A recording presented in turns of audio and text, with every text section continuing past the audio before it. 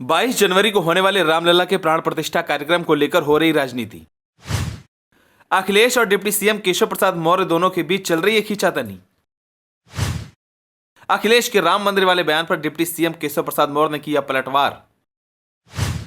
केशव प्रसाद मौर्य बोले, हाजमा खराब हो तो हाजमोला खा ले अयोध्या में आकर। चलिए आपको बताते हैं अखिलेश यादव ने राम मंदिर को लेकर क्या कहा। जैसे जैसे राम मंदिर के उद्घाटन की तारीख नजदीक आ रही है, वैसे वैसे राजनीति में भी हलचल तेज होती नजर आ रही है। इन दिनों अखिलेश यादव और डिप्टी सीएम केशव प्रसाद मौर्य के बीच जुबानी जंग छिड़ी हुई है। दोनों ही नेता एक दूसरे पर खूब जमकर हमलावर होते नजर आ रहे हैं। राम मंदिर के उद्घाटन में शामिल होने को लेकर अखिलेश यादव मीडिया के सामने लगातार अपनी राय देते दिखाई दे रहे हैं। इसी बीच अखिलेश यादव ने एक बार फिर से राम मंदिर को लेकर अपना बयान दिया है। अखिलेश यादव ने कहा कि हमारी परंपरा व पूर्वज कहते हैं कि जब भगवान बुलाते हैं तो सब जाते हैं, और कब किसको भगवान बुला ले ये किसको पता। वहीं राम मंदिर के उद्घाटन को लेकर अखिलेश यादव ने बीजेपी पर धार्मिक ध्रुवीकरण करने का आरोप लगाया। राम मंदिर के उद्घाटन के जरिए 2024 के लोकसभा चुनाव के लिए धार्मिक ध्रुवीकरण करने के प्रश्न पर अखिलेश यादव ने कहा कि उनके पास यही बचा है, इसके अलावा कुछ भी नहीं है। ये धर्म का इस्तेमाल राजनीति में पहले दिन से करते आए हैं। जनता को धोखा देना एक तरह से इनका व्यवहार समझ लें, धंधा समझ लें, इनका कार्यक्रम समझ लें या इनकी रणनीति समझ लें। धर्म से राजनीति करने का तरीका इनकी रणनीति का हिस्सा है। इसके साथ ही अखिलेश यादव ने अयोध्या के हवाई अड्डे का नाम महर्षि वाल्मीकि के नाम पर रखने पर कहा कि आप उस स्टेडियम का नाम नहीं लोगे जिसमें भारत हार गया। लखनऊ के इकाना स्टेडियम का नाम बदल दिया। इकाना भगवान विष्णु का नाम है। जो लोग भगवान का नाम बदल सकते हैं वो कुछ भी कर सकते हैं।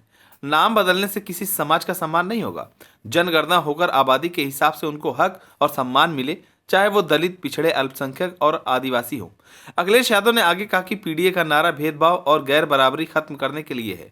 अयोध्या में प्रधानमंत्री द्वारा रेलवे स्टेशन व 6 ट्रेनों को हरी झंडी दिखाने के अवसर पर भी सभी वर्गों की रेल यात्रा महंगी करने पर अखिलेश ने कहा कि प्रधानमंत्री जी कह रहे हैं ये यात्रा वो यात्रा, लेकिन ये नहीं बताया ये सब यात्राएं महंगी होने जा रही हैं। उन्होंने पूरे देश की यात्राएं बताई, लेकिन उन्होंने ये नहीं बताया कि यात्रा में आने से आपका कितना खर्चा बढ़ जाएगा।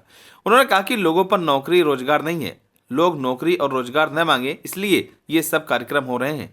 वहीं अखिलेश यादव के इस बयान के बाद डिप्टी सीएम केशव प्रसाद मौर्य अपनी प्रतिक्रिया दी। केशव प्रसाद मौर्य ने कहा कि भगवान श्री राम सबके हैं, सभी को मंदिर के दर्शन करने चाहिए, और जिनका हाजमा खराब हो गया हो तो वो हाजमोला खाकर चले जाएं। केशव प्रसाद मौर्य ने अखिलेश यादव पर निशाना साधते हुए कहा कि मैं किसी के कहने पर कुछ नहीं कहना चाहता। भगवान रामलला से बस यही प्रार्थना करना चाहूंगा कि जिनकी बुद्धि किसी भी कारण से खराब है उनकी बुद्धि का शुद्धि हो जाए। भगवान श्री राम सबके हैं, सबके थे और सबके रहेंगे।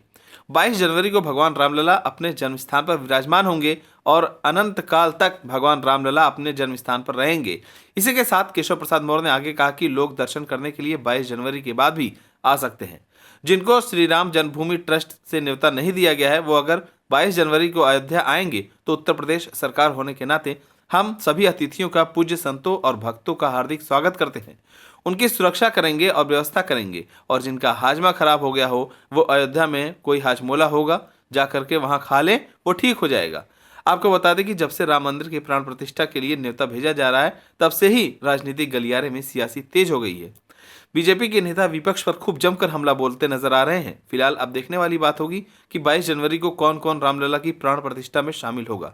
आप सभी को क्या लगता है, जिस तरह से राम मंदिर के नाम पर इन दिनों राजनीति हो रही है, क्या ये सही है या गलत? हमें कमेंट कर जरूर बताएं। अगर आप नए हैं तो हमारे चैनल को सब्सक्राइब करें।